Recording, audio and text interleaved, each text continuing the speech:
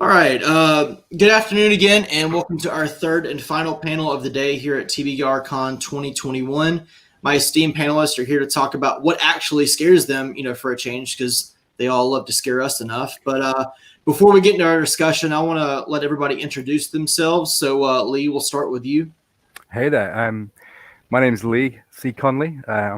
You probably tell by my strange method of talking, I'm a UK-based author. So I'm actually a grimdark writer who accidentally wrote a bunch of horror. So I'm now a horror author as well. But basically, I write a zombie apocalypse sort of monster horror based in sort of a fantasy world. So yeah, I'm also a sword instructor and a professional musician as well. So that's me. Nice to meet you all. KM. Hey, I'm KM Alexander. I write a weird genre mishmash cosmic horror urban fantasy called the Belforging Cycle. And yeah, so I kind of dipped my toes into that for a while. I have 3 books out in that series with a 4th coming. So that's me. Cool. Tim. My name's Tim Meyer. I have written about 15 novels, novellas, and short story collections. My most recent stuff is The Switch House, Limbs, and most recently Wormwood that I co-wrote with my friend Chad Lutsky. And other than that, I am terrified of everything. So, Mike. Hi, I'm R Carey. I also write as R Carey. I write comics, I write novels, occasional screenplays. Probably best known for The Girl with All the Gifts, which is a zombie apocalypse novel. My most recent work is the Books of Coley, the Rampart trilogy, 2 of which are out, and the 3rd is coming out in March. Fantastic. Jonathan. I'm Jonathan Janz. Hello, everybody. And I'm an author, as you surmised already. I write basically every subgenre of horror. And I just got home from school where I was teaching all day. So I'm a teacher during the day, which is kind of wild during this pandemic. But glad to be here. Andy. Andy Davidson. I also write horror. I do not have a long catalog of books that I can say I've written. I've written 2, and that's pretty much it. But like Jonathan, I also teach, and so I've been fortunate this semester to be fully online, but that's just by happenstance. My creative writing class was canceled for lack of interest, so here we are. Yeah, well, welcome everybody to the panel. Appreciate y'all taking the time and being here. So clearly, as you can tell from the title, you guys spend a lot of time scaring all your readers and probably some of your family members as well. But what actually scares each one of you? I want to know, what is it that brings on your fear factor? And Jonathan, I want to start with you. Oh, man. Well, okay, so I'm going to give the answer that almost every human would give probably, which is a really weak way to begin. But I am in constant worry and fear of something happening to my family. I didn't even realize it. One of my friends, Brian, whom a lot of you guys know, he was interviewing me. He said, "Jonathan, why do you write about abduction so much?" And I didn't know that I did. I didn't realize how often the theme of abduction occurred in my stories. And I didn't realize until that moment how much it was, how much it frightened me. But every day, I've got 3 kids, and my son is probably big enough to defend himself, but my 2 younger ones are daughters, and I live in constant fear of, because it's a scary world. So that's probably what scares me the most. Yeah, Joe. Anybody else want to tackle that one? I was thinking about this because you send out the topics and it's like what scares you, and there's weird things like I'm scared of heights, and I mean that's true, but I also like climbing mountains, and I'm not scared when I'm on a mountain. But what is it when you have that fear? And really it came down to powerlessness, and I think that is a thing that crops up in a lot of horror, is removing someone's ability to make decisions, kind of placing them in a position where they're powerless. So if you're afraid of cramped spaces or something, which is also kind of creepy for a big guy like me, there's an aspect of powerlessness that comes into that, like where you can't necessarily escape a certain way or get out, or, that sort of thing. So that is really kind of when I tried to distill it down into a single thing. That was something that kind of kept coming up a lot, was just this like removing power from the individual, or myself in this case, right? Because it's what scares me, not necessarily what scares my readers or my characters. But I think it still comes into play in a lot of my work as well. I think probably my biggest fear is loss of self, loss of mind, loss of memory. One of my favorite authors, Mervyn Peake, suffered from early onset dementia in his 50s, in his early 50s. He was writing the last book of the Titus trilogy, Titus Alone, and he was losing his grip as he was writing it. He was racing basically against the disintegration of his own mind as he wrote that book, and the thought of that terrifies me. And I think that comes out in my work. I write a lot of stuff that has sort of some element of mind control or possession in it. I think that's basically that fear sort of refracted through a horror lens. Now, I'm going to go a bit deep, guys, so I do apologize. It's a bit early for this.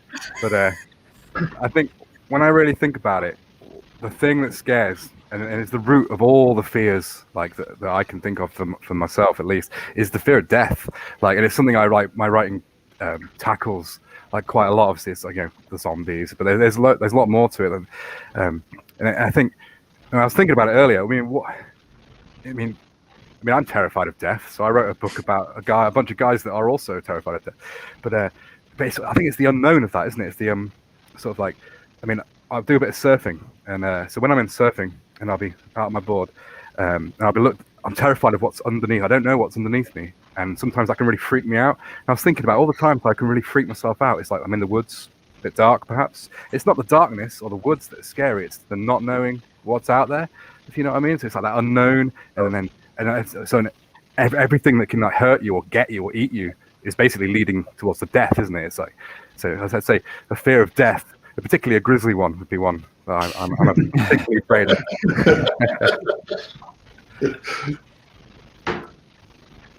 Tim, Andy? Well, I there's I think it's in Bradbury's book, Something Wicked This Way Comes, where the little boy comes in late at night and finds his dad downstairs, and they have a conversation, and I think it's like 3 a.m. And I believe the book, I know the film, but I believe the book also addresses this. The father calls it 3 a.m. is like the soul's midnight or something.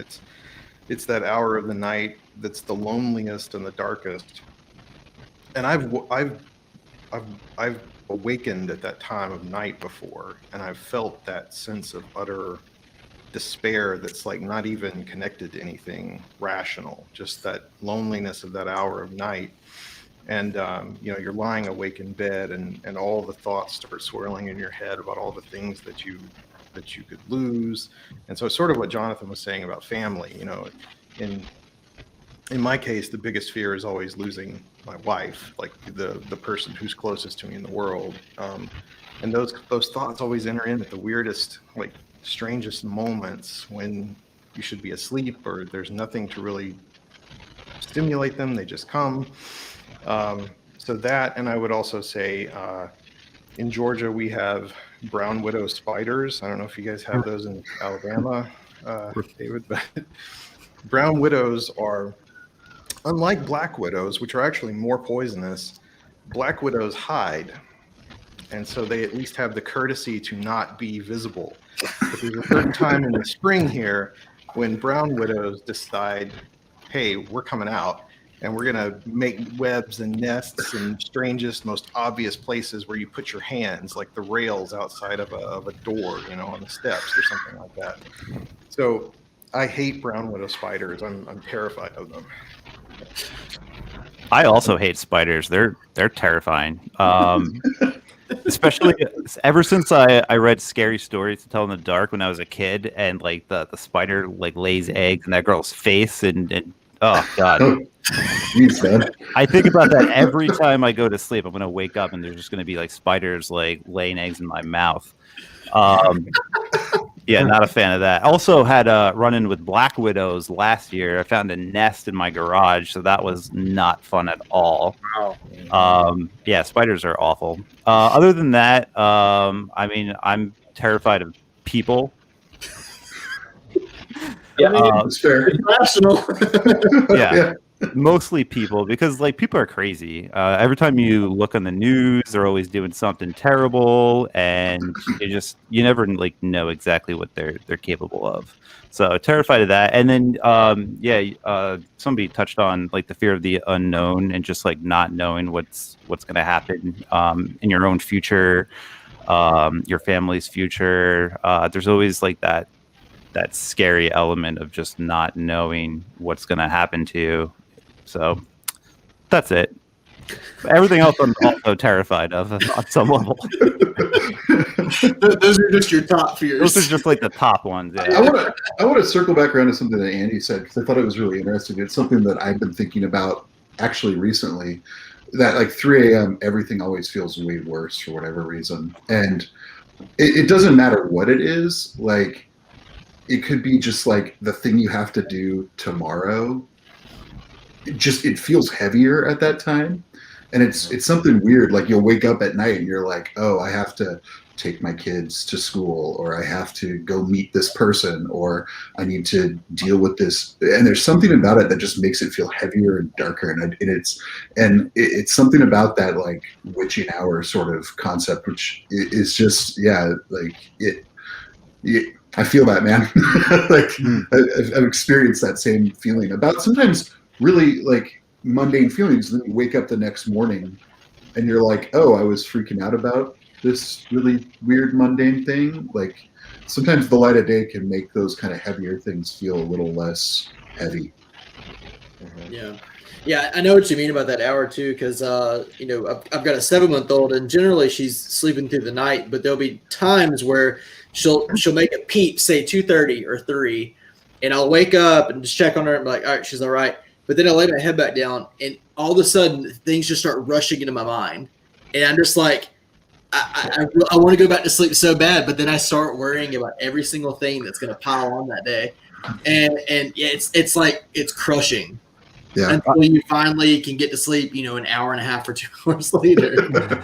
I hear you on that one. I've got a little one the same age, and so sometimes when you get to that time of night, and I don't know if you guys do this, but I'm always like freaking myself out. I kind of do it for fun, but I'll be like lying there in the dark, and I'll suddenly think, I wonder if something's watching me, and I like really start freaking myself out, and but yeah, it always happens. Wake up in the middle of the night with the kids, and you lie back in bed, and you're sitting there, and you think, is there something in the corner of the room? Is there something staring at me? Well, that's fun. So yeah, I'll write that stuff down. Put that in a book later on. I just say, I guess in my life eventually that's gonna be my daughter. She's just gonna like wake up and just stand there, just stare at me while I'm in bed. There's nothing creepier than those little creepy kids staring at me. I'm telling you, that is the scariest thing ever. Whenever I watch a horror movie, if there's ever like a little child in the dark and they're facing a different direction and like the person is creeping up on them, nah, dude, I'm done. Next movie, please. There's just something about creepy kids in movies. I can't do it. Mike, we lost you there for a second. You okay? Yeah, sorry, just my laptop. Apologies. I want to put in a word for the spiders. In my house growing up, I was born in Liverpool, in a sort of in a slum area of Liverpool that's since been torn down. And spiders were our friends because we had plagues of cockroaches, and they got bigger and bigger each season. So eventually, you have cockroaches that were like 2-3 inches body length. I remember there was one time I was playing a board game with my brother and his friend, and they saw there was a cockroach on my arm. And instead of saying there's a cockroach on your arm, man, my brother said, Mike, what time is it? Solid brother move there. I like spiders. I love spiders. My wife raises insects, so any issues I had with insects has actually like alleviated somewhat. No spiders, thankfully, because I think they would still creep me out a little bit, but like big crazy stick insects and things like that. It's not uncommon to have like 15 of them in the corner of our house, and so it's just like you get used to them. And they're awesome. Stick insects. Yeah, they're really cool. Yeah, if you ever get a chance to raise them, do it. I love spiders for what they do. They eat a lot of insects. I just don't want them in my mouth. Yeah, laying eggs in your ears, man. Yeah. During Cam's entire little talk, I saw Tim just kind of like cringing just a little bit, going, "Oh my god, I can do that." When I was younger, my third grade teacher had an iguana in her classroom, so we had a class pet, and it was my job to go out and catch things for it to eat. Well, the easiest thing to catch outside of a school building was spiders. And so I actually collected spiders when I was younger, which is really weird. It's like a really weird thing to do because, at that age, I'm like, oh, nothing's poisonous. I'll just throw them in a box or whatever, until that box tumbled over and they all got out. That's a different story. But coming back to spiders, no, I'm afraid of them now because there was and Andy knows all about wolf spiders, I'm sure. But they get pretty massive sometimes, and of course the females carry all the babies on them. Well, I was walking out of a house at 9:00 at night, and there just happened to be a giant one making its way towards me. So I went to go step on it. Well, as soon as I pulled my shoe off, about 100 babies just scattered. Oh, wow. And I go, nope. Never again. I'm done. and I had that scary stories thing with just all the spiders just like crawling. I was like, Never again. Threw my shoe out in the street, and I was done. Yeah. Thankfully, baby spiders, man. Never wore those shoes again. No, never. If you asked one of those baby spiders what scares you, it'll be David. A giant foot.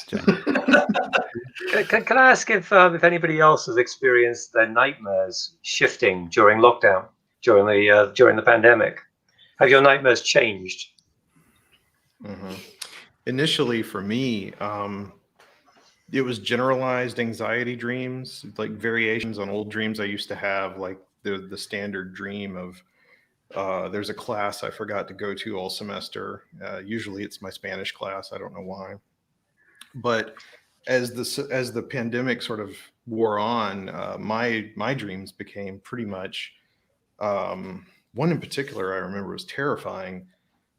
Being in public places, and it's usually two scenarios. Either I'm the only person who is wearing a mask and nobody else is following protocol, or I forgot to wear my mask and everyone else is not wearing masks. So right. That's the way mine have shifted, and it's such a mundane sort of nightmare to have, but it's terrifying. I keep on having social distancing nightmares. I dreamt I was at a Nazi rally in Berlin, and Adolf Hitler was standing right next to me, and he was like way in my personal space. So that was what was worrying me, not the thousands of stormtroopers who were walking past. It was just Hitler was breathing in my face. Right. That's amazing. He always seemed like that type of guy that was getting someone's personal bubble. Yeah. I don't put it past him. I think that's valid. I've had more like losing people. Like I'm in a location and I haven't been able to find like my wife or my family. And that's not something I really dreamed of very much. I don't have it, like, I don't remember a ton of my dreams for whatever reason. I know I have dreams, but like I'll wake up and they're just like gone. But these have been a little bit more vivid. It's things in Seattle have been somewhat stable for the last few months. I mean, we're very lucky, but especially early on, because we were like one of the first locations in the US. Like I was really like, especially like spring of last year, it was definitely, I was noticing that sort of stuff happening a lot, like those sort of dreams where I would like be trying to find my wife in like a big hotel or a big, like my office or just some place that's like really mundane that I know pretty well, and I wouldn't be able to find her. It's interesting actually, Mike, that you mentioned that, because I've always had pretty bad dreams like forever, you know, and I've always thought a good idea was to start writing them down, you know, and it's got to the point now where they're not even really scary anymore. Some of them are pretty horrific, but they're just sort of like, and there's another one. But I've never really been in a position to ask. I mean, do you guys all get that as well? Is that something that, I mean, is that something that is particular to a horror writer, perhaps, or is is it? I always thought it was just me being a bit mad, Look, you kind of become desensitized to your nightmares. What do you mean? Well, I love listening to I asked my wife what she'll have some dreams. She has dreams about, there's a scene in one of my new books where there's a mother and a daughter, and the zombies are after the kid and the mother, and then the scene is literally completely straight. I don't want to spoil it because it's quite new, but it's straight out of one of her dreams. And I thought, as soon as she told me, I was like, that is gold. I'll write that down. And it's horrific, but I always try and write down, like anything I dream of, anything that bothers me. But I never thought to ask anyone. Do other authors of horror do that? Do you all get those nightmares as well? Yeah, I have crazy nightmares. Like sometimes my wife will actually wake me up because I'll be like making weird noises in my sleep while I'm having these intense nightmares. But they haven't really gotten crazier since I've been on lockdown. But I occasionally have really crazy messed up dreams that's definitely make their way into the books for sure.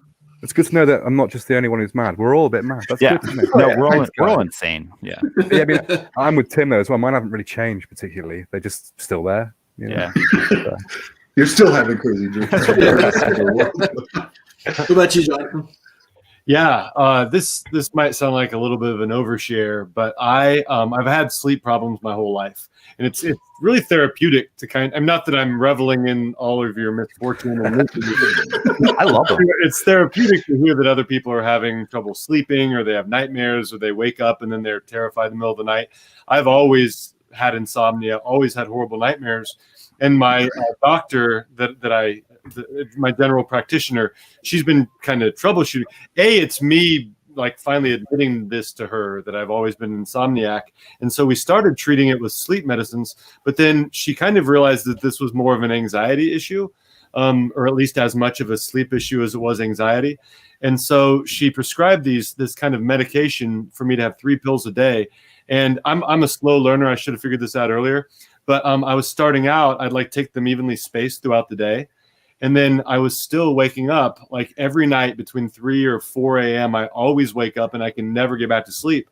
So I started taking 2 of the pills right before I go to bed, and it's not gone. The insomnia is not gone, and the nightmares and the night terrors, they're not gone, but they're better because that's when I'm most susceptible. I'll wake up at 3 a.m. and it's just like the weight of everything. My imagination, real life, everything conspires to just completely throw me into it's the least restful time of the day for me. I'm in this absolute state of just this frenzy of terror every night at the same time. And it's funny, Mike, because you talked about the pandemic. I started doing that with the pills right when the pandemic started, just coincidentally. So I've actually slept slightly better since the pandemic started, just because of my change in medication. Right. But it was not because, the pandemic is obviously stressful. I just happened to start taking medication then. It's probably good timing because you'd be more stressed out. I think I would. I think the frenzy would be much worse than it would have been before. You're right. I suffer from sleep apnea. So about one night a week or one night in 10, I'll wake up choking because my airway is closed. Oh, wow. What's really annoying is that my mind invents, it's like it's not enough just to be choking.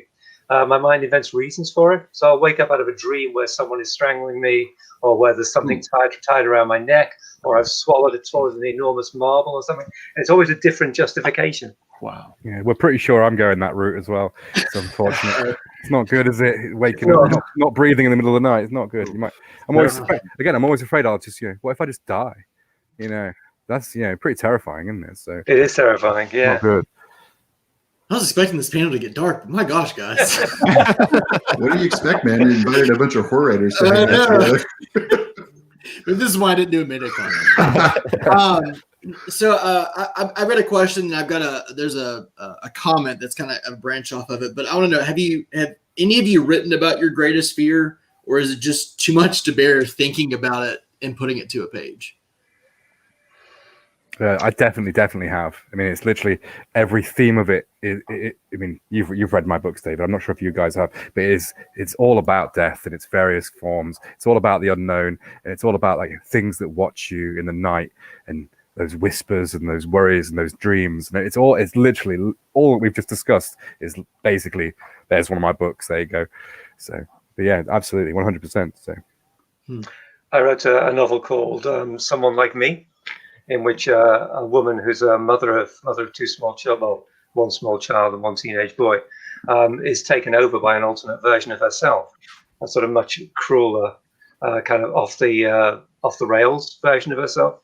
And I guess that's the whole dementia thing coming through under a very light disguise. I think the idea of losing your own personality, becoming a danger to the people around you. I haven't done. I mean, I said powerlessness, which I mean, yeah, like you do that with characters. You strip them of being able to do whatever they need to do to achieve whatever the goal is to some degree. Because I write in cosmic horror, you get this like the fear of the unknown, cosmicism, which crept into Lovecraft and Chambers and all these writers from that era, and so like that definitely plays into it more. The aspect of our powerlessness in response to things that are far beyond our understanding. So how small we are, how infinitesimal we are compared to, the universe, really. So like that creeps into the narrative for me. It's one of those things that's like, I mean, yeah, if you sit there and think about it long enough, I think anybody can freak themselves out with like what could be out there that, we're pretty weak compared to the rest of the universe. There's a lot of things out there that can kill us beyond just our planet, right? So like you start to really creep into that. And it really kind of settled in with me when I read House on the Borderlands, which the first half is kind of this funny little monster story, and then the second half is like, and now we're going to explore space and time. And you're just like, whoa, this is this kind of weird veer, but like that part, if you just take it by itself, probably doesn't come across as scary until you really dwell on it long enough. And then you start really thinking about how powerless we are in the face of the universe as a whole, and how we really don't, like, as Lee was saying earlier, like that unknown aspect of like what could kill us and then what is beyond even that is kind of scary sometimes. Like, Yeah, for real. I wrote two things that were kind of based off of like real fears. One of them was called Dead Daughters, which is about a family whose daughter is being threatened with murder, and that's always a great fear of mine. Like Jonathan touched on early on, just like that family aspect and kind of being helpless to help them. And then the daughter also has like a physical limitation, and my son is autistic. He has like mental limitations. So like there's always that fear too, is that not only are they being threatened, but they don't have the ability to like help themselves out of that situation. So that's also super terrifying to me.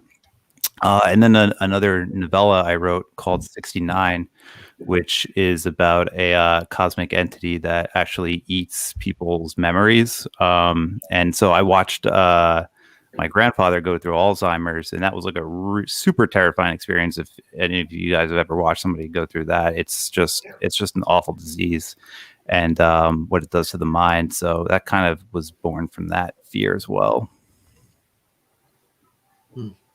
Yeah, I think both of my books that I've written have been about what comes after what happens, like the thing you're afraid of, the loss, the family. I think mine has been about grief, and I don't even necessarily do it consciously, but it just sort of happens at some point in the narrative. These characters will be there that have lost people they loved, and so mine's more about dealing with the aftermath of a fear coming true than it is being afraid of the thing happening, I guess. But yeah. One for me is, and I don't know, this is again probably an overshare, and I don't mean to dredge up any pain that anybody has, but there's, I think we would all agree that so much of what's scary and painful is pretty commonplace, like it happens all the time. And one thing that I've always, my mom divorced my dad when I was 4, and that was 100% the right thing for her to do. I'm so thankful she did. But I've always, we've all seen people go through divorce. We've all seen people, and then, you know, I've seen friends that don't get to see their kids. And I mean, that just absolutely suffocates me, that thought of my family going on without me. Maybe it sounds egocentric, but missing out on my family. And I wrote a book, Children of the Dark, and I wrote the sequel to it. And in that sequel, Will, the main character, he's 15, but he's like a father figure to his little sister, Peach.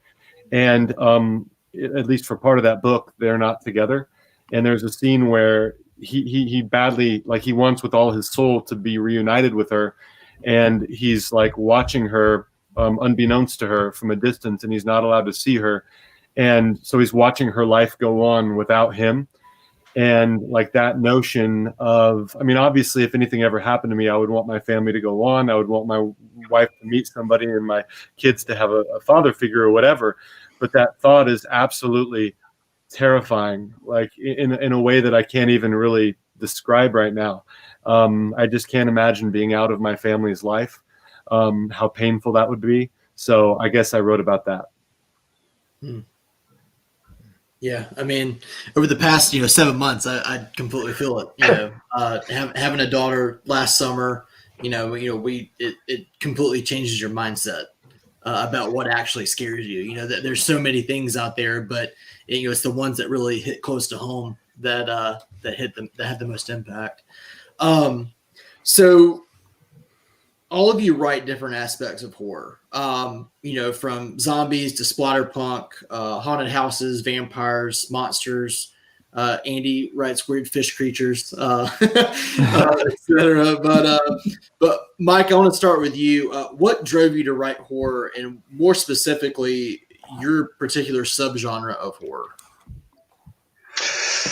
Ooh, that's a tough question. I asked it.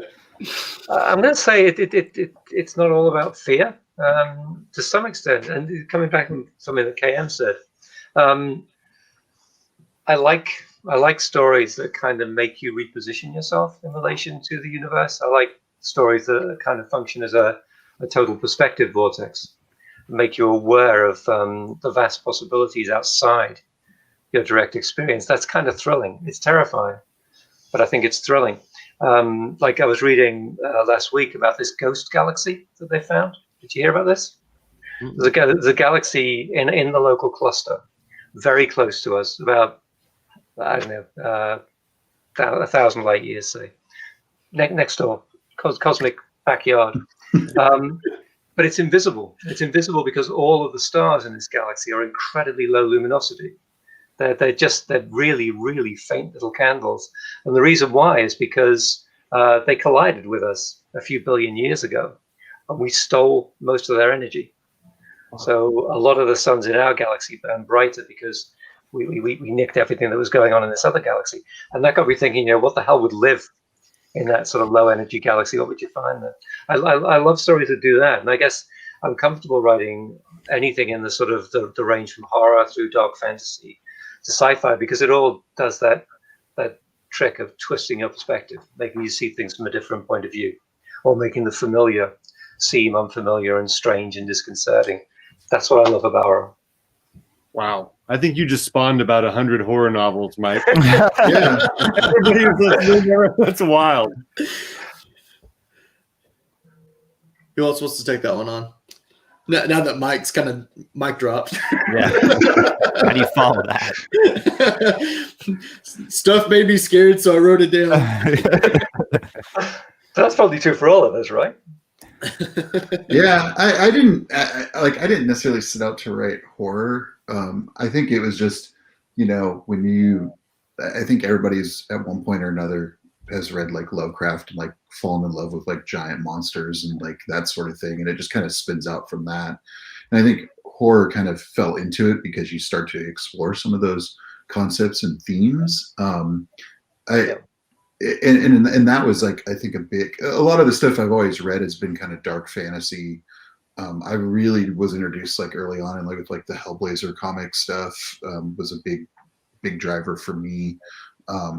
But it like then that spawned me exploring everything else, right? And that's what got me into kind of urban fantasy and trying to do that. So like while horror is a big part of my books, they're also still kind of like cool adventure books too, in a weird city, right? Like, I mean, that's part of the fun as well. So it's not just horror, but it always shows up. Yeah. Next. Yeah, I mean, it's a short answer, but I always loved horror movies growing up, and horror was just always fun for me. So it was an escape, and I just kind of continued that trend into my own writings growing up. So I'm going to jump in here before. I'm not going to interrupt anybody, but something you just said there, Tim, is something that I agree with, as like it's an escape a little bit, especially right now. Like everyone's like, you're still reading horror books? How can you read horror books? I'm like, man, it is so nice to just unplug with like a horror novel that doesn't deal with whatever the horror we're dealing with right now, and just kind of lose myself in that world. It is such an escape for me, and I think that comes into play as well. So like that's why I still read it and write it. So yeah. Totally agree. Yeah. So also touching. Oh, sorry. Carry on. Carry on. Oh well, I was just going to say I didn't even set out to write horror. I went through a master's program in creative writing, and one of the things that almost killed in my soul was the love of reading. I grew I'm doing one right now. Horror. Yeah, and you come out of those programs never wanting to write again or read a book again. You just want to go do other things. And I didn't do anything for about 10 years after I graduated. And when I finally wrote my first novel, it was a crime novel. And I sat down and I reread the draft of it, and I just didn't like the book. It was kind of like, there's something here that I'm kind of interested in, but if it's boring me, it's going to bore other people. For sure. And I had this idea to layer onto it the things that excited me about reading when I was a kid, and that's Stephen King. That's horror. So, I remember the first horror novel I think I read was It. I read Watchers before that, but Watchers is kind of a lot of things. It's not just horror. But then I read It, and that terrified me, and it was such a great book in so many ways, more than that, I think. And I thought going back to something like that made me want to write and be a writer and read, what was the source? And that was it. It was horror.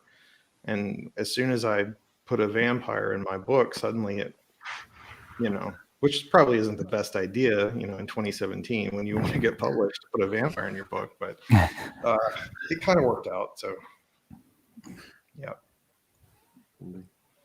To say, to touch on something Tim mentioned, you said about you love horror films.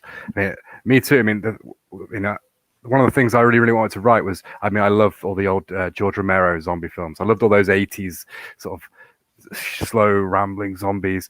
I love The Walking Dead and things like that. So when I set out, I knew I was going to write something about zombies. I knew it was going to be, I don't call them zombies, I call them the dead, because zombies was a bit like not quite fantasy. But I predominantly read fantasy. All my life I've read fantasy and grimdark and things like that. So I knew that I was going to be writing a fantasy book, and I thought I was walking a very trodden path, undead in a fantasy world. So I was watching a lot of Vikings at the time, so it was like a Nordic grimdark style world. And let's just throw a zombie apocalypse in there and kill everybody, and the whole world will end and zombies will reign. So that's kind of the premise of my stuff. But what it draws me to something I was thinking about last month. I was doing a few interviews not long ago, and one of the things that came up was they were saying what makes a book scary, and I thought, well, I haven't really read many books that actually scare me. Obviously with my dreams and things like that, I'm pretty acclimatized to and all the horror films I watch. I don't really find that much scary, but I do find films can be quite scary. So like one of the things I really wanted to do was kind of harness that the sort of cinematic fear that you can get from a horror film and put that on a page. So, but at the same time, having lots of fun zombies, both on like sort of the paranormal side and then like the gore side. I mean, I love a bit of gore. So who doesn't love a bit of gore? But and you get all that and all. I thought so. They've got no guns, they've got no cars, they've got no planes. They've just literally got a bunch of axes, some long ships, and then zombie. And they don't know what's going on. So it adds. I felt it gave me a lot to play with, a whole new dynamics to play with, but trying to keep that sort of human element of how they survive and all that stuff, and the fears and the thing. Because there's a big paranormal element about possession, like Mike was saying about these things that possess you alongside the zombies and things like that. So it's like there's things watching people and no one knows what's going on. It's all very unknown but yeah, basically a mishmash of zombie and fantasy. And I completely accidentally wrote a horror novel. I set out to write a sort of grimdark fantasy novel, and then I read it through. And I was like, actually, that's a horror novel. And then I realized, so I'm doing a degree in writing as well. And hopefully, Andy, it won't kill my love of reading and writing. but I found that when I've been doing it, horror seems to be the thing I write the most. So I'm totally going with it. So I'm a fantasy horror thing. That's awesome. Well, I think that Andy, you mentioned Stephen King, and a generic answer would be, well, Stephen King inspired me, but I think that it was much deeper than that. There are two things. When I was a kid, if any of you have seen How to Train Your Dragon, you know that Hiccup feels like a total outsider. He's like the ultimate outsider within his community of Burke. And it's because it's twice mentioned. His father mentions it and Gobber mentions it. They said, you've just got to stop all of this. And he says, you just gesture to all of me. And that's how I felt growing up in my little small town in Indiana. Because I'm not sob story here or anything, but like growing up with my mom, who was awesome, who was interested in, she was interested in Edgar Allan Poe and all kinds, and the Twilight Zone, stuff like that. All my other friends were very influenced by their dad, which I didn't have. And so they were always they were having debates about Kawasaki versus Suzuki dirt bikes. I'm like, what the hell are you talking about? Well, I don't like dirt bikes. I'm not into that stuff. I don't care. Ford versus Chevy. I have no frame of reference here, right? And so I just nod and try to belong. And I just felt like the ultimate outsider all the time because nobody talked about the stuff I was interested in. And I thought the problem was with me. I also felt very unintelligent for a variety of reasons. I just felt like I wasn't smart. And it's the irony here is that everybody when people mention the Tommyknockers, it's always like this black eye on Stephen King's career. People feel like, oh, it's a terrible book and all that stuff. But that was my first Stephen King book. I read that when I was 14. And it was, this is an overused cliche, but it was like I was flailing in the ocean and then I found this buoy. And all of a sudden, not only did I didn't feel stupid. I realized I was reading the wrong books, right? And then finally this book spoke to me. And then I connected with it, and I realized that my intellect wasn't the problem.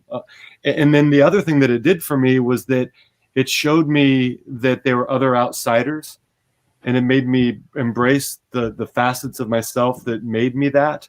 And there were a lot of things that made me feel like an outsider. But I started to connect to these characters, and to realize that other people had these thoughts. I mean, just like early on in this this panel. It was very edifying to hear about your night terrors, to hear about your nightmares, to hear about your fears. I'd never had that sense of community that I felt when reading his books. And so I think that all of those emotions in me, all those feelings that I had of a lack of self-worth, a lack of self-esteem, those things started to change when I started to read him. And I guess the warmth that I felt made me want to both share it with others and to create characters of my own like he did. So I think that that's why I write horror, because of those experiences, because they were so transformative for me when I read his stuff. A lot of what we're saying, I totally agree with that. A lot of it comes back to what Andy said about you write the stuff that you love. You write the stuff that's in you to write. There was an interview with Leonard Cohen quite late on in his career where he said, he was a songwriter for many years before he became a singer. And he said it was only ever a question of whether I sang or not. If I was going to sing, there was never any question as to what I would sing. It was always going to be what came out of me. Yeah, I think my stepfather, who is dead now, used to dutifully read everything I wrote, even though he hated it. He hates any kind of speculative fiction, and he would say to me, you have a certain gift with words. Why don't you write a novel? Why don't you write? And he meant a literary novel. Why don't you write a mainstream novel? Sorry, I've lost my visuals again. And the answer is I can't do that. I can only write the stuff that I love. Yeah, I think that's probably true for all of us. A friend of mine that I work with, dear friend of mine, does not read horror, and he was very supportive of me, in my books and everything. And he bought the books, he had me sign one, and everything, But at the same time, I got that question from him, that question of, do you think you might ever write? And he was a science fiction fan, like he liked speculative fiction. It was just horror for some reason. The added layer of the supernatural and the things that didn't fit into the worldview of the reader that he was, there was that question of, couldn't you write something kind of nice, or I did a thing at a book club for a local group here in Georgia. And one of the first comments out of a very nice lady's mouth as she walked through the door when I was introduced to her, they were doing my book, and she said, "Oh, you're the one with the deranged mind." I just thought, you couldn't find anybody with less of a deranged mind. But yeah, so I don't know. That's definitely there, but I mean, here we all are. We're wonderful, normal people. Look at us. Yeah, completely well-adjusted. Yeah, totally. I think there's an aspect of just the when you apply the badge horror to something, people immediately go to a certain place of their mind. Either it's slasher flicks or Nightmare on Elm Street or whatever, right? And I think horror is so broad that it doesn't necessarily there's so many different little nuances to it that I think it sometimes does it a little bit of an injustice that we all get kind of stuck in this genre because, oh, you write ghosts, so therefore it's like, well, so did Tolkien, and he's not a horror writer, he wrote ghosts. But it's just, there's there's this aspect right now because we pigeonhole so much of fiction into these little pockets, even grimdark versus fantasy, right? There's all these little, well, I like this sort of thing. And because we end up doing that, I think a lot of times it kind of preloads people's assumptions as to what horror can be. Because you could read a horror novel that is terrifying and there is no ghosts or there is nothing that, would make you squeamish, but it's still, stirs up emotions within you that make you feel certain things that kind of fit within the broader aspect. And so it's just it's kind of unfortunate because you're right. People are oh, you're the crazy people that write the weird stuff. It's well, not really. It's not that much different from anything else. I don't know. For sure. What is now that horror's kind of had a little bit of a renaissance for the past couple of years, and I feel like it's just getting better and better. But what do you feel is maybe a subgenre here, maybe say the last decade, that doesn't get enough attention? Because we talk about your slashers, we talk about your say splatterpunk, you talk about psychological horror, zombies, etc. Which zombies, except for Lee's books, maybe overdone a little bit just because of Walking Dead. So I wanted to make them fresh, I wanted something a bit different, But what is one that maybe isn't done enough, or maybe needs more attention? I'm going to jump in here real. Yeah, that's not a bad idea. I've really been into Stephen Graham Jones's stuff lately. In particular, he just came out with The Only Good Indians, I think, this last year. But he's written some other stuff that kind of deals with being Native American and kind of that's a big part of the experience of his characters.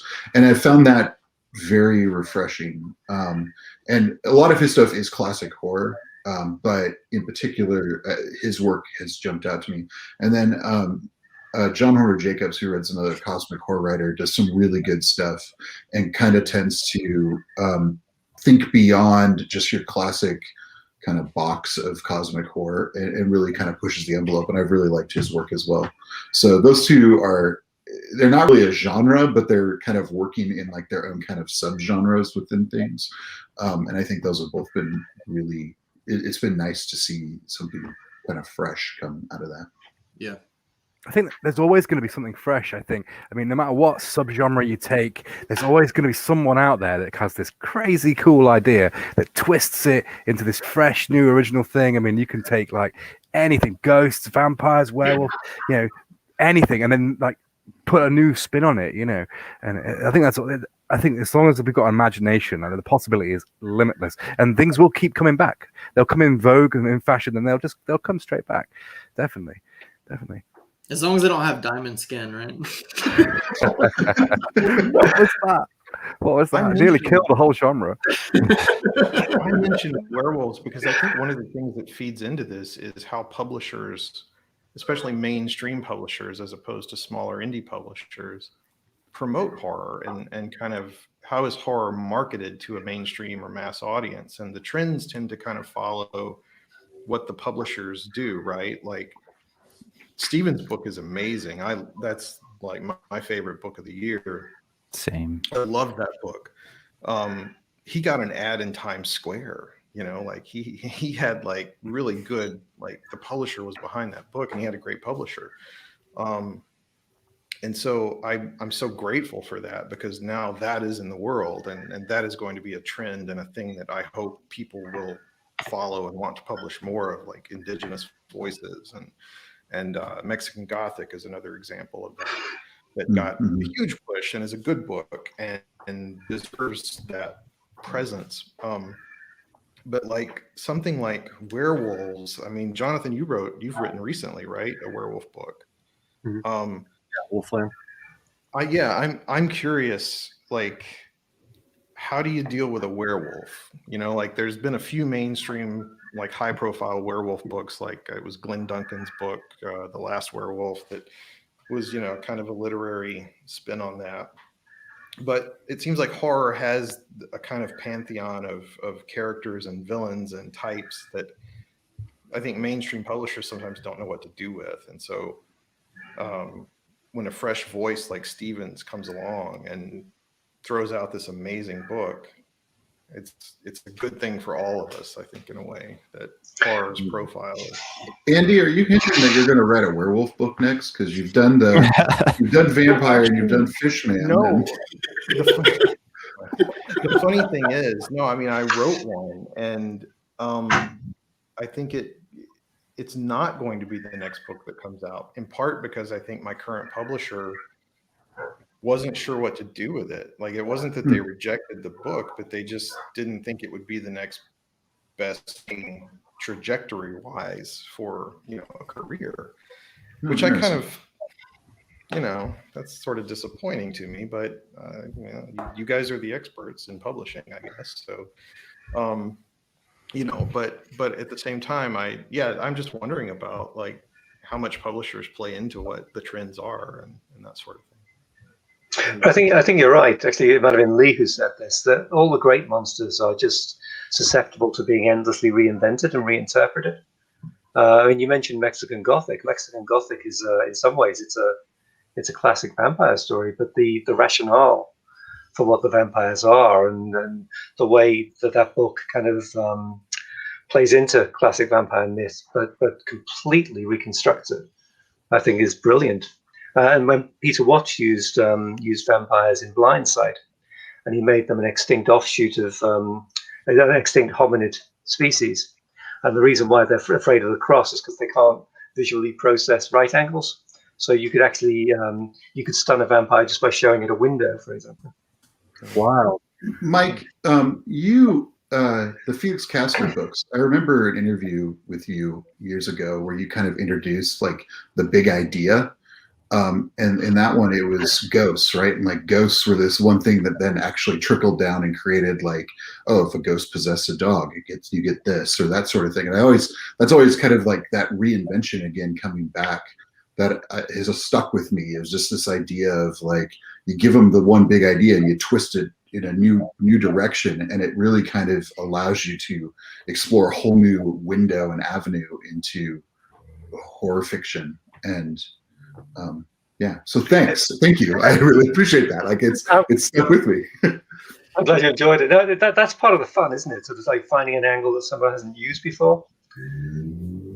Yeah. So mummy books. We're gonna go with mummies next. I definitely haven't read a good mummy book. I feel like that has potential. My friend Colin McCarthy, who was the director on Girl with All the Gifts, did a werewolf movie called Outcast, and his werewolf was this sort of huge, leprous, white, swollen, bloated thing. It was basically humanoid in shape, but it was just like it was sort of like overstuffed and it was unhealthily pale. And I asked him where he got the idea from, and he said, well, he reckons that all werewolf stories are really about the terrifying changes that your body goes through in adolescence. So you suddenly get big and hairy all over. He said, "I just thought I'd cut out the middleman and make the werewolf be an erect penis."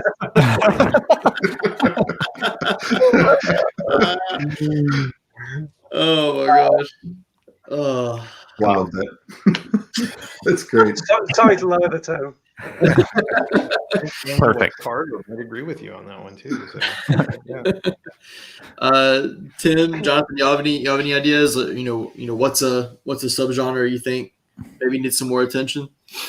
I like weird horror. I feel like especially some like the weirder cosmic horror, stuff like John Langan, Laird Barron, just like stuff like that. That's just kind of a little bit more out there.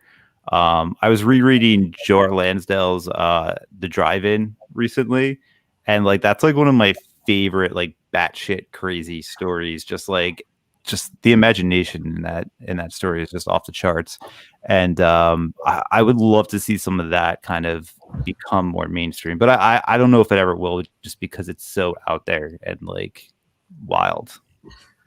Yeah. And first of all, before I forget, Andy, I'd read that book. That sounds interesting. The book that you wrote, even if they're not, whatever. If that's not front and center right now, I'd be interested in it. I think there's this is going to sound cheesy, but one of the articles that I give my creative writing students is by Chuck Wendig, and it's 25 things a great character needs. And the 25th thing, and it sounds cheesy, but it's the essence of what we're talking about. The 25th ingredient is you and your unique lens, your unique experiences, and your unique perspective and sensibility. And that's what you bring to it. You mentioned the werewolf novel I wrote, Wolfland, and that was based on my experiences. And the idea of, and you make it your own, right? Because it's through your lens and you're going to bring something new to it. And so they don't change, kind of what Mike was talking about with the right angles and the crosses. They don't change in my book because of the full moon. They change because of powerful negative emotions. And the triggers are all different. For one, it's lust. For another, it's jealousy. For another, it's sorrow. And then that's what changes them. And so I found that interesting, that emotional process.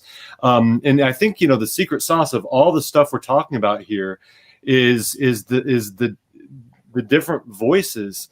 And so the way to get that is by having more diverse voices, right? And a couple of you guys have alluded to that. If you look back in the 70s, yeah, of course there are great novels being written, but the majority were by white men. And that doesn't mean that white men can't continue to write great horror novels, but it means that we're so enriched by having voices other than white men. And that's why, we're in a horror boom. We're in this golden age, and I think it's just going to get better. And I think the driving force of that is having more voices. I can't tell certain stories with authenticity, right? Like someone who's Black and has experienced that, that perspective. You talked about Mexican Gothic. That's not my perspective. That's not my lens. That's not my story. Having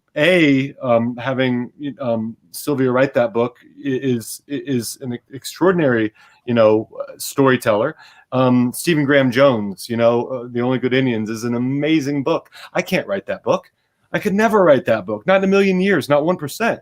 And so not only does that, obviously expand the community when we have other voices, but it also expands everybody's reading and enjoyment and understanding and everything else. I mean, that we all benefit so much from hearing other perspectives. And I think that if you look at 2010 versus 2020, that's the biggest change. All right. And hopefully that's going to keep expanding and happening. And I think that's only going to benefit everybody. But I think that's why we're in that's the driving force. And it should have happened much earlier. But thankfully it's starting to happen now. Yeah. Same thing's happening in fantasy too. I know, is really big on publishing, fresh voices and so forth in fantasy. So, I mean, I'm reading, debuts from authors that, 10 years ago, never would have happened. 15 years ago, never would have happened. Because you kind of grow up on the same stuff. You grew up on Tolkien, and then I grew up on Harry Potter and stuff like that because that's just what was out at that time. But now, I mean, I'm reading things that I'm completely blown away by, and yeah, like you were saying, Jonathan, there's no way that a white male could have written it. There's no way you can bring that type of emotion and sensibility and stuff to it. It's just impossible. And yeah, y'all keep touching on The Only Good Indians. I mean, that is like the book for me, and it has been since I read it. And I read it 9 months before it came out, and like I still just tell everybody, I was like, "What's a good horror novel? That one. Pick that one." And everybody's read it, or I feel like everybody has. But yeah, it's amazing to see what all's coming out now, and Tor.com is kind of the same way with their novellas. I mean, they not only do they have diverse voices, but they've got diverse genres. I mean, you've got horror novellas, you've got fantasy, you've got science fiction, you've got literary, all kinds of stuff. So it's awesome seeing all that now finally kind of hitting more mainstream. So kind of touching on we've talked about a few authors that you kind of gone to, but who's a writer in the genre that you really enjoy, who you believe needs more readership? Ooh. I know one. Cosmic horror Western writer. Well, the books I've read by him. It's Ed Erdlach. His cosmic horror sort of Merkabah Rider series. It's absolutely fantastic. It's very Lovecraftian mythos, but has it's basically about a Jewish gunslinger who goes around and fights demons and stuff, and ends up fighting sort of Nyarlathotep and things straight out of the mythos. And his books are absolutely fantastic. I really, really enjoyed it. All of his horror books are absolutely fantastic, but those ones in particular are great. But yeah, definitely check out some of his books if you haven't. I mentioned John Horner Jacobs. I'm going to throw his name out there again. I think he's a fantastic writer, and always I think more people need to be exposed to his work. So that would be the person that jumps to mind. If you haven't read any of Sherry Priest's stuff, she writes some really good horror. I would recommend if you want Southern Gothic, The Toll is a good one. She also did a Lovecraftian kind of historical series as well. Called the Lizzie Borden Chronicles, which is also pretty good. So I'd recommend both of those as well. I read Andy's book this last year. I read In the Valley of the Sun. It is excellent. Everybody should go read that too. Yeah, In the Valley of the Sun is like one of my favorite books to come out in the past 5 years. So I love that book. I'm going to give her a shout out because I see her in the chat. Laurel Hightower, her stuff is incredible. Her novella came out last year, I think, called Crossroads from, oh, shit, there it is. Look at that. We didn't even plan that either. Yeah, her stuff is incredible. It's soul crushing, and it's her writing is so good. So definitely check out Laurel Hightower. Alia Whiteley springs to mind. She writes these deceptively slim novels that are actually sort of full of huge, terrifying concepts, sci-fi horror fusion. The beauty is amazing, and the latest one was called Greensmith, which is more sci-fi inflected, but lovely stuff. Am I up? Sorry, I lost track. I've just like mentally recording all these names. Obviously, I agree. I concur with Tim about Laurel. Just really, I couldn't believe. I read a book, Whispers in the Dark, by her, and I couldn't believe it was a debut. Is like, it was almost like maddening. It's frustrating. This is your first book? Come on. You're writing under a different name for 15 years because that's how it read. So she's excellent. Sarah Reed is another one who's come along the last couple of years. She's really great. Kind of literary horror in a way, but like really just cool. Great word choice, great musical language. Another one that I think is underrated, she's been around for a while, is Mary Sangiovanni. And, you know, she does some of the cosmic stuff, and I think she's excellent. Another name that might not be as familiar, because I think she's only got 1 or 2 books out, is Faye Snowden. And she wrote a book called The Killing Fire.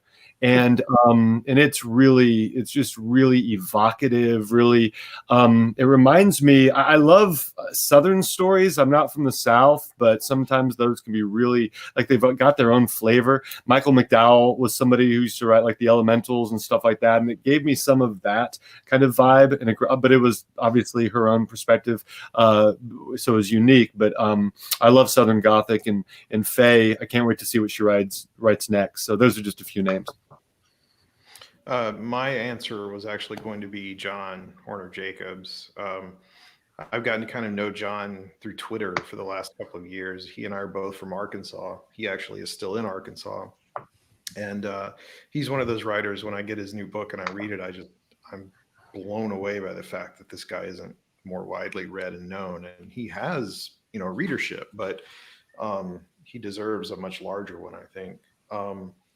And I agree with everybody here. I've heard a lot of names that would have sprang to mind for me as well.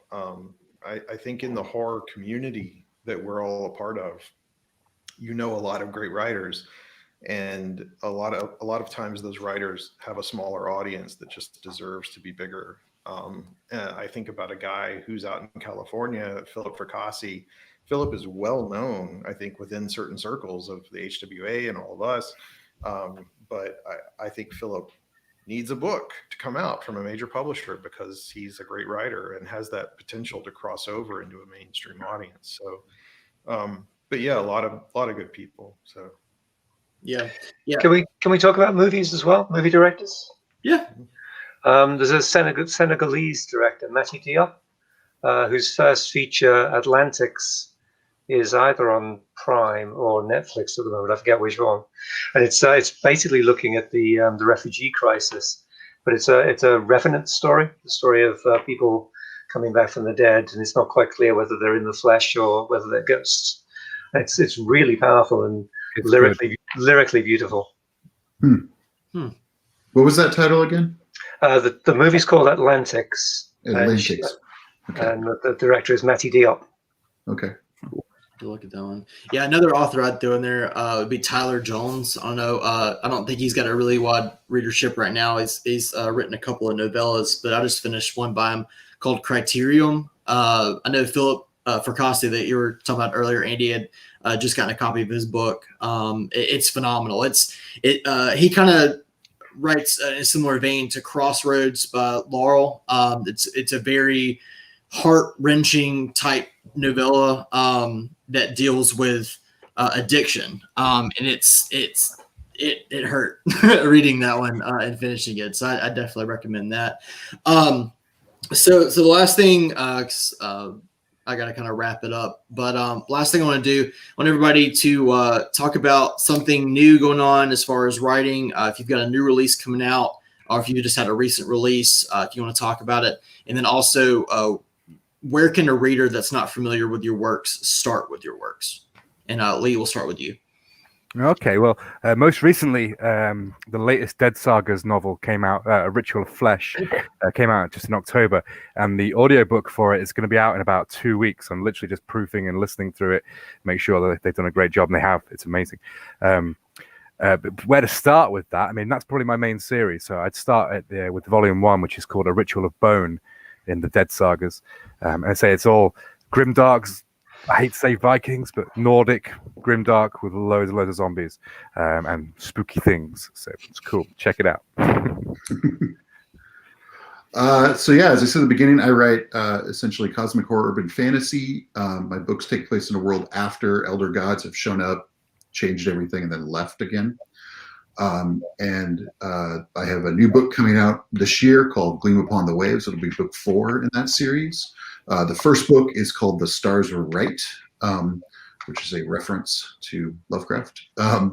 And yeah, it's a big genre mishmash, post-apocalypse with like weird cyberpunk elements and urban fantasy and all sorts of stuff. So if you like kind of very strange cities and peoples and that sort of stuff, yeah, give it a shot. Awesome. I have a new novel coming out on February 5th from Grindhouse Press called Paradise Club. And then I have another novel coming out in June called Malignant Summer from Silver Shamrock Publishing. So pretty excited about that one. It's like a 200,000 word coming of age novel that's loosely based on real events from my hometown, Toms River, New Jersey, during the 90s when a chemical plant was like dumping hazardous waste into the water supply and a bunch of people got sick. So,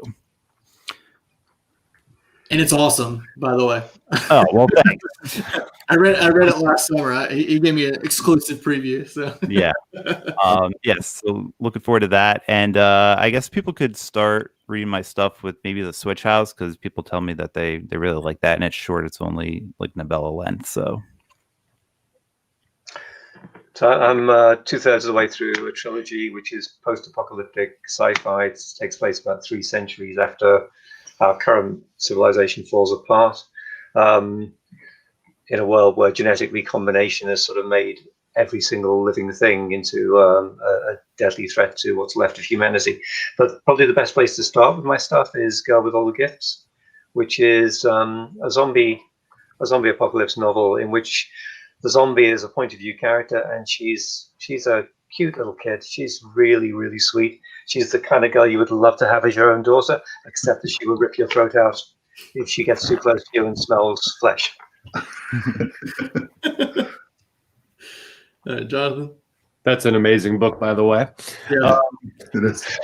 So my most recent book was The Raven, and that's a post-apocalyptic horror novel. Some others that people tend to like or read are Children of the Dark, and then The Siren and the Spectre, which is a ghost story, and then The Dark Game. But anyways, this one was a coming-of-age book. Tim's coming-of-age book. Your book sounds really good, too, Malignant Summer. And then I feel like, I don't know if you guys have read Bag of Bones by Stephen King, but he has 4 or 5 books that he keeps in a lockbox in case something happens to him or he has whatever, writer's block. I feel a little like that because I've got about 4 or 5 finished books now that I am just trying to figure out what to do with. So we'll see. Yeah. The sequel to Children of the Dark, there's one called Marla. There's another called Halloween Gods that I just finished editing, and a couple others. We'll see. Hopefully in the next couple of years, I'll have a lot coming out. We'll see what happens.